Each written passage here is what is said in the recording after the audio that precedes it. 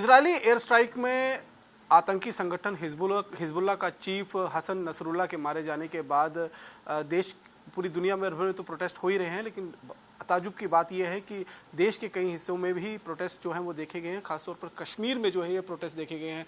क्या नसरुल्लाह के बहाने एक बार फिर कश्मीर की आबो हवा को ख़राब करने की कोशिश जो है वो की जा रही है? इस पर बातचीत करने के लिए जम्मू कश्मीर के पूर्व डीजीपी एसपी वैद जी हमारे साथ मौजूद हैं। सर, जिस तरीके से नसरुल्लाह की मौत हुई है और उसके बाद हमने देखा कश्मीर घाटी और देश के कुछ और हिस्सों में जो प्रोटेस्ट हुए हैं, किस तरीके से आप इसको देखते हैं? बहुत दुखद है देखना कि उसी कश्मीर में जहां नॉर्मलसी आई थी बड़ी मुश्किल से, दोबारा महिमा मंडल किया जा रहा है हिजबुल्लाह टेररिस्ट ऑर्गेनाइजेशन का और उसके लीडर हसन नसरुल्लाह का।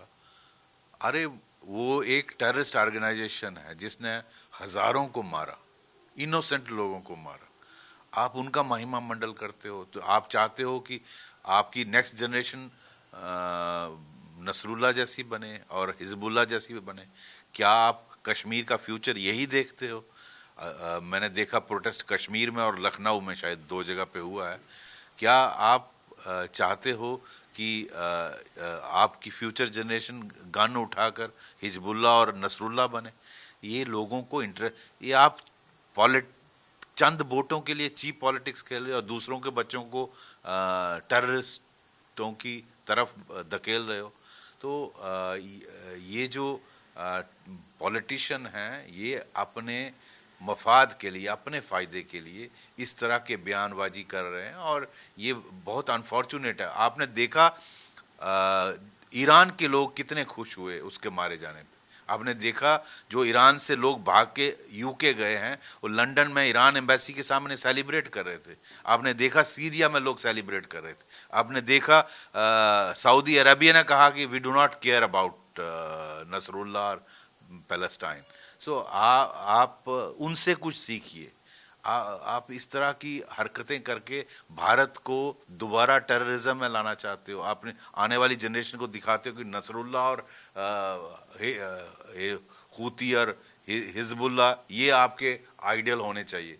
तो आप क्या खाद यहाँ के लेते हो? अब मेरा हेड कांस्टेबल यहाँ बशीर अहमद कल शहीद हो गया टेररिस्टों से लड़ते हुए। वो माँ का बेटा नहीं था, वो भारतीय नहीं है, वो मुस्लिम नहीं है, वो किसी माँ का बेटा नहीं। उसके लिए आपने 2 आंसू नहीं बहाए, उसके लिए कोई बयानबाजी नहीं की, उसके लिए आपने कोई रैली नहीं निकाली कि पाकिस्तान ये क्या यहाँ गंद मचाया हुआ है। लेकिन आपको हिजबुल्लाह और नसरुल्लाह को यूलोजाइज करना है। तो आई थिंक पॉलिटिशियंस और खासकर जो मुस्लिम हमारा समाज का तबका है उनको इंट्रोस्पेक्ट करना चाहिए कि आप किस साइड पे हो। आप टेररिस्टों के साइड पे हो या आम आदमी के साइड? अगर आप यहाँ के शियास की एफिलिएशन है ईरान के शियास के साथ, बहुत अच्छी बात है, लेकिन आम लोगों के साथ करिए ना। जो ईरान के लोग जो खुद तंग पड़े हैं उस रेडिकल इस्लामिक रिजम से, उनको आपने देखा किस तरह पिछले 2 साल में औरतों को हजारों को मार दिया उन्होंने। जब हम देखते हैं सर इसमें कि जम्मू कश्मीर के कुछ मेन पॉलिटिशियन जो सांसद हैं जम्मू कश्मीर के मौजूदा कश्मीर घाटी से, वो भी इस पूरे रिजीम में कहीं ना कहीं सामने नेतृत्व करते हुए नजर आ रहे हैं, इस भीड़ का नेतृत्व करते नजर आ रहे हैं। जम्मू कश्मीर की पूर्व चीफ मिनिस्टर महबूबा मुफ्ती ने भी अपने सारे जो कार्यक्रम थे, जो उनका प्रचार चल रहा था, उन सब पर जो है वो रोक लगा दी। तो ये आपको लगता नहीं कि कहीं ना कहीं यहाँ के जो कश्मीर सेंट्रिक लीडर हैं वो आग से खेलने की कोशिश कर रहे हैं? बिल्कुल आग से खेलने की कोशिश कर रहे हैं। चीप पॉलिटिक्स है, चंद वोटों के लिए किया जा रहा है कि कोई शिया वोट ही हमको मिल जाए। लोग ऐसे वोट नहीं देंगे आपको। लोग समझते हैं कि कौन टेररिस्ट है, कौन आम आदमी है, इनोसेंट है। तो आप बेसिकली ये चीप पॉलिटिक्स है और आप आने वाली जनरेशन को दिखा रहे हो कि आपका ये आइडियल है, आपको हिजबुल्लाह बनना है, आपको नसरुल्लाह जैसा बनना है। तो आप इनको प्रमोट, यूथ को ये मोटिवेट कर रहे हो कि आप भी गन उठाइए और बनिए। आपने स्लोगन सुना होगा, नारेबाजी हुई कि हर घर से एक नसरुल्लाह निकलेगा। क्या आप कश्मीर का फ्यूचर ऐसा देखते हैं कि हर घर से नसरुल्लाह निकलेगा और हिजबुल्लाह बनेगा यहाँ? तो आप अपनी पहले ही खून खराबा 35 साल का कम यहाँ बहा है, तो आप फिर कश्मीर को उस तरफ धकेलना चाहते हो। तो मैं अपील करूँगा सभी पॉलिटिशियन से कि आप अपने चंद वोटों के लिए दूसरों के बच्चों को टेररिज्म में मत धकेलिए। क्या कश्मीर के नेता एक बार फिर टेररिज्म को ग्लैमराइज करने की कोशिश कर रहे हैं? नहीं, वही हरकत है, ग्लैमराइज कर रहे हैं कि हर घर से नसरुल्ला निकलेगा और हिजबुल्लाह दुनिया की सबसे बड़ी टेररिस्ट ऑर्गेनाइजेशन हिजबुल्लाह है। किस तरह से वो इनोसेंट लोगों को, हजारों को उन्होंने कत्ल किया, औरतों के रेप किए। ऐसी ऑर्गेनाइजेशन, आप कश्मीर का वो फ्यूचर देखते हो? आपको मेरी समझ के मुताबिक पहले ये फैसला करना चाहिए कि आप किसकी साइड हो, आम आदमी की साइड पे हो या टेररिस्टों की साइड पे। वो आप डिक्लेयर कर दीजिए ताकि लोग उस हिसाब से फिर आपको वोट दें। इन हरकतों से आपको लगता है कि कश्मीर सेंट्रिक पॉलिटिशियन जो हैं उनके आइडियोलॉजी में अभी तक कोई चेंज नहीं आया है? मुझे नहीं लगता कुछ चेंज। ये तो वही हालत है, ये तो जो हम 90s में देखते थे वही वही हालत है, कोई चेंज नहीं है। ये आज भी दूसरों के बच्चों को कुर्बान कर देंगे। बहुत अफसोस की बात है, और मैं देखता हूँ अगर इस चीज़ पर चेक नहीं किया गया, ऐसे बयानबाजी को चेक नहीं किया गया, तो ये कश्मीर आने वाले दिनों बहुत ख़राब हो जाएगा। इससे क्या आपको आशंका है कि कश्मीर की हालत एक बार आप जिस तरह से कह रहे हैं कि बहुत ज़्यादा ख़राब हो सकते हैं, तो किस तरीके के प्रिकॉशन मेजर्स लेने की ज़रूरत आपको लगती है? देखिए, प्रिकॉशंस जो एक तो पाकिस्तान का बहुत बड़ा रोल है, वो उस फ्रंट पे तो काम जो होना है वो करना ही चाहिए। दूसरा, रेडिकलाइजेशन को रोकना है, ऑनलाइन हो या जब मदरसा उसके थ्रू, उसको इनफिल्ट्रेशन को रोकना है। और तीसरा, इस तरह की जो बयानबाजी है जो जो प्रमोट करती है टेररिज्म को, उस पर रोक लगनी चाहिए और ऐसे लोगों के खिलाफ कानून को कार्रवाई करनी चाहिए। तो जम्मू कश्मीर पुलिस की बात करें, जम्मू कश्मीर की बात करें, तो जम्मू कश्मीर ने करीबन 35 साल हो गया आतंक का दंश झेलते हुए।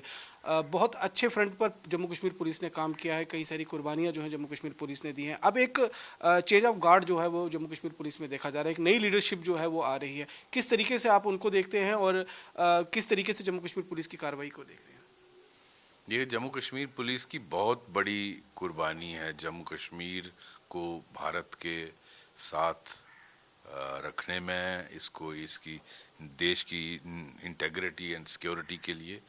और मैं आपको बताऊं, आपके दर्शकों को आपके थ्रू, कि 1700 से ज़्यादा लोग यहाँ उन्होंने अपनी जान की कुर्बानी दी है JNK पुलिस के लोगों ने, और हज़ारों की तादाद में वो जख्मी हुए, जिसमें 7 डायरेक्टर जनरल पुलिस रैंक के लोग हैं।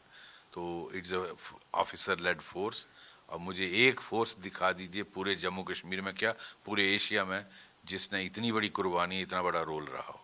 तो ये बहुत बड़ी कंट्रीब्यूशन है JNK पुलिस की। और 90% ऑपरेशंस में जो इंटेलिजेंस होती है वो JNK पुलिस जनरेट करती है, और क्योंकि उसका ग्राउंड कनेक्ट है। हालांकि आर्मी और CAPF का जो हाई सुपीरियर फायर पावर और टैक्टिक्स है उसका इस्तेमाल भी किया जाता है ऑपरेशंस में, बट लोकल पुलिस का लोकल कनेक्ट की वजह से इसका बहुत वाइटल रोल है, रीढ़ की हड्डी है ये ऑपरेशंस। और मैं समझता हूँ जिस तरह से ऑपरेशन अभी चल रहे हैं, जो जम्मू रीजन में आपने अपसर्ज देखा था टेररिस्ट इंसिडेंट का, उनको बहुत जल्दी थाम लिया जाएगा। और काफ़ी जगहों पे ऑपरेशन हो रहे हैं। डोडा, अब कल आपने देखा कठुआ के मंडली इलाके में, इसी तरह का बाकी जिलों में, राजौरी, पुंछ में और उधमपुर में भी हुआ। तो ये बहुत जल्दी इस पर रोक लगेगी।